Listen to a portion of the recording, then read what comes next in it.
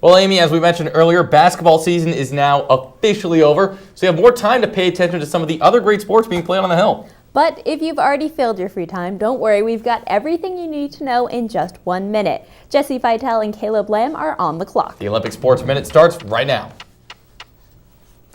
Syracuse entered the weekend looking to break its program record of 16 wins in a single season. And they would do just that on a road trip to Georgetown. Syracuse toppled the Hoyas 6-1 in a match where they won all of their doubles matches, including a dominating set by Emily Harmon and freshman CC Sardina. On the singles side of the ball, junior Christina Tan won her match in straight sets as well.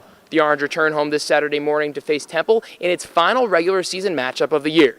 From the Jumlin Tennis Facility, I'm Jesse Feitel. Now let's run over to Caleb Lamb for more on the track and field team. Thanks, Jesse. Well, with indoor season in the books, the SU track and field team turns its full attention to outdoor. And this past weekend, a small contingent of SU athletes traveled to Austin, Texas for the Texas Relays.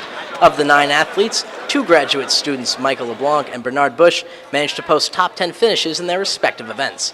But it was the men's 4x100-meter relay team who stole the show, finishing 6 out of 30 competing schools.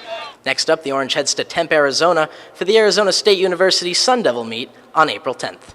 I'm Caleb Lamb, Citrus TV.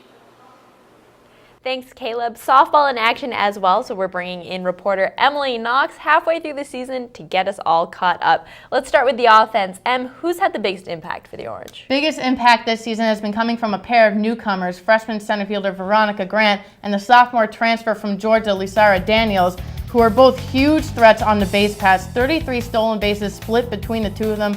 No one even comes close to the amount of stolen bases. And they also have a lot of power as well. So combined with third baseman Hallie Gibbs and second base Stephanie Watts, they have a very strong top of the lineup. Good combination to have. Moving on to the hurlers now, what's the state of this pitching staff? The pitching staff is going to look very similar to last year's pitching staff. They're going to be led by their ace sophomore Jenna Kyra, the reigning Big East Rookie of the Year. Head coach Lee Ross says that she has the best changeup she's ever seen in college softball. And then, of course, you have the senior Brittany Gardner, the only senior on this team, who has so many different pitches she can turn to. She can keep hitters off balance, and if one doesn't work very well, she can easily go to another one. All right, halfway through the season, just moving into the heart of Big East play, what can we expect for the rest of the season from this team?